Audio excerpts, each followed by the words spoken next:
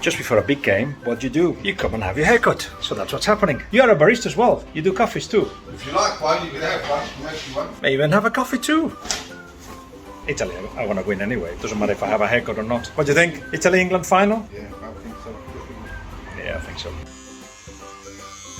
Yeah, you know I'm going to be on BBC and ITV, so better look good.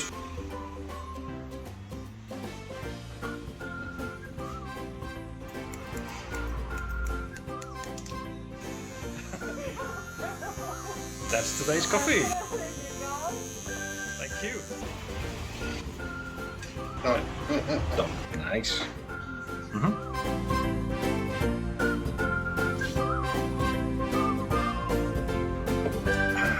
If there is someone that I admire in football writing, somebody that has made me think differently, that has opened up my mind about many things, somebody I've argued with for hours and hours no end, somebody that I'm sure all of you at Socios.com do know very well, that's Gab MARCOTTI. Every summer, or every 2 summers, when there is a summer tournament, World Cup, European Championships, Gab MARCOTTI, Raphael Honigstein and myself share a house, and have been doing that since 2004. In these Euros, it's different, everybody's at their home, and I haven't been able to exchange as much time with Gab, with Rafi, as I would like to. So today, on the day of Spain-Italy, what do? Call Gab MARCOTTI. Gab, how are you? I'm well. I'm loving these Euros given the circumstances. Maybe it's the fact that it's been 3 years since our last major tournament. Maybe it's the fact that slowly we're all emerging from this nightmare. Maybe it's the fact that we've seen by and large fans back in the stands. But yeah, no, I've really enjoyed this. We'll talk about Spain, Italy in a minute, of course. But I don't know if you had time already to think what lessons we're taking from this tournament. And I know what you're going to say, because you always say the same. It's just 7 games. There is not enough data to come out with conclusions. But at the same time, if I can preempt that, I see that the 4 teams that reached the semifinals, they are more a team than a team around a superstar. And 3 out of the 4, they're quite risky and brave and courageous, which is perhaps a new trend if one of the 3 wins the tournament. So what do you think? I think there's a bit of a dichotomy here, right? I don't think it's a secret that Gareth Southgate believes the way to win an international tournament is to, above all, not concede goals and be solid at the back. He points to the fact, look at Portugal winning in 2016 and look at France winning in 2018. Those were primarily solid defensive teams where you had superstar at the other end, or multiple superstars in the case of France, and you kind of waited for them to do something. I find that an interesting concept because club football, of course, is very different. Club football, attacking teams win in club football. Both league football and generally also, I think, knockout football as well. That is the trend, right? It's been the trend for some time. Everybody, presses to some degree, keeps the ball, commits men forward. Obviously, it's yielded a lot of results for England, but I think, they have been in the minority here. I also think, if to some degree, we need to make a bit of a distinction, because I love Lucho and what he's doing, and Luis Enrique is doing for Spain. I do think that is more a case, though, also of playing to your strengths. In other words, and you've written about this extensively, the idea of keeping the ball, moving it around, manipulating it is an attacking tactic as much as it is a defending tactic, right? Because obviously while you have the ball, the opponent can't score against you. If you've got ballers, if they try to press you, you can keep the ball and create opportunities at the other end. So I think maybe we should be talking more, rather than attacking and defending, more about, how eager are you to take risks when you have the ball? And in that sense, I completely agree with you. Certainly Italy take risks, Spain take risks. Denmark, I think, have developed into that. I don't think it was quite this at the beginning of the tournament. And England are different. And it's funny because I was looking at all the people who, it feels like 10 out of 11 of Southgate's squad is set, right? The one question mark is the other attacking forward position. And I'm looking at the people who are going to leave out. Jadon Sancho, a 90 million euro guy, one of the best players in Europe. Marcus Rashford, arguably, the biggest star in that role that England have. Jack Grealish, a new guy who's been decisive off the bench. Phil Foden, possibly the best or the most gifted player all around. Saka's obviously the new guy. It's crazy, but you're in a situation where you've got all this special talent, and yet most of it is going to be on the bench. It's slightly counterintuitive, but it's obviously working for him. Yes, I've decided that England are winning this tournament for the reasons that you are saying. The more solid defensive structure, they've got so many capabilities when they attack, and they don't need to attack a lot. They certainly are playing tournament football. There is all that. But I would love Spain to win it for one reason. We just managed to get to the semi-finals in a way that you shouldn't. An own goal, a stupid own goal, because Unai Simon was thinking of something else instead of controlling the ball. 2 penalties missed. A goal scorer that is the one shooting on goal more often than anybody else, but has scored only twice.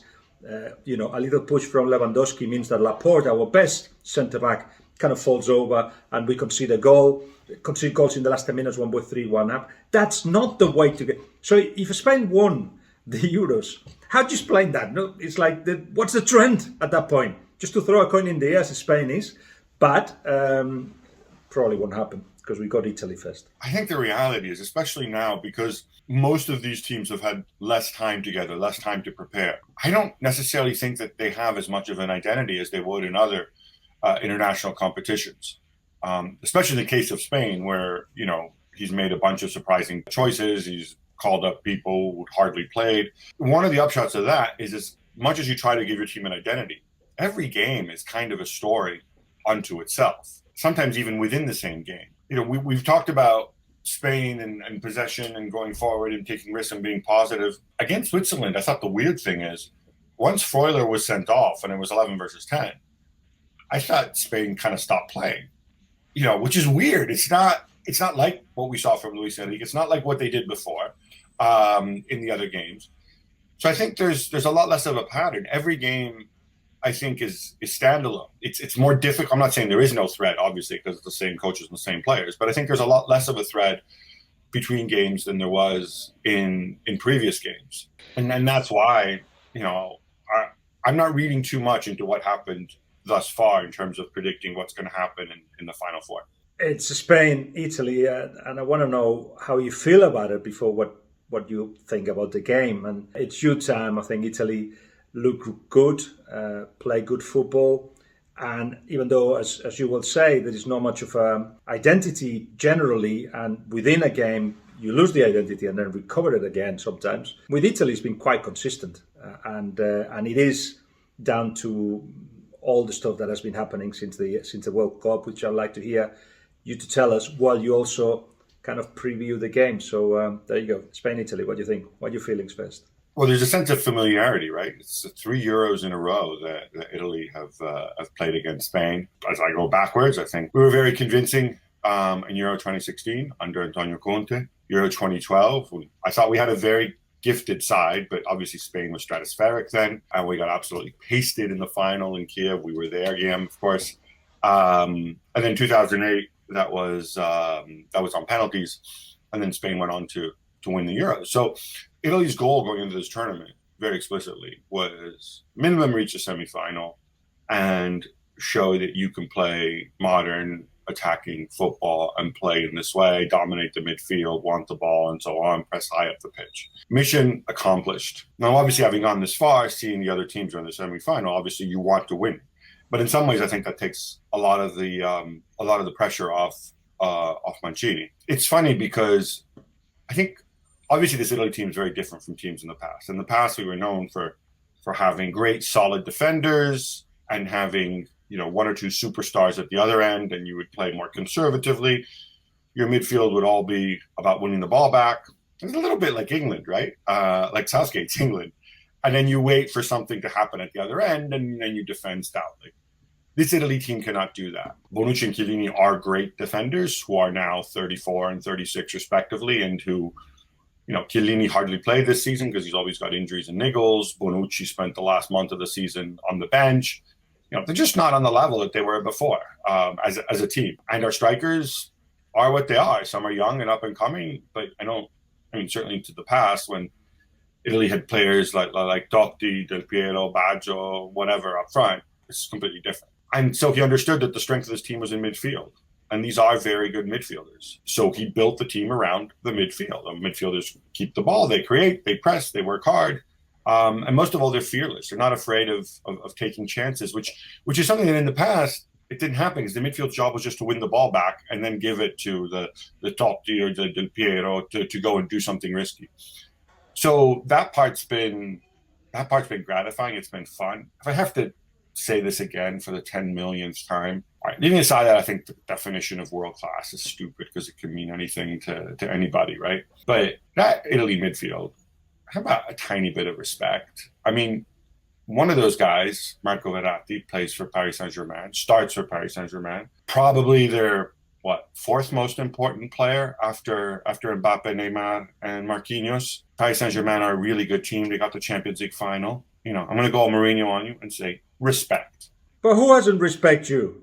Who doesn't respect you? They all seem like a bunch of nobodies, right? Jorginho, in England where we live, he's rubbish, he doesn't defend, but play Conte defensive.